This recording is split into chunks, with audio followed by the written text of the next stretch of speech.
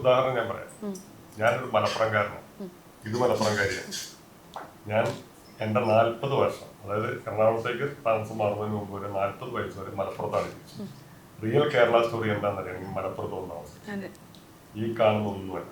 നേരത്തെ അദ്ദേഹം പറഞ്ഞ പോലെ ഇപ്പുറത്തെ രാമേട്ടനാണെങ്കിൽ ഇപ്പുറത്തെ അബ്ദുള്ളയാണ്, ഇപ്പുറത്തെ ജോർജാണ്. രാമേട്ടന്റെ കടയിൽ നിന്നാണ് അബ്ദുള്ള അരി വാങ്ങുന്നത്, അബ്ദുള്ള വീട്ടിൽ നിന്നാണ് ജ്യോതി വർഷം കഴിയും.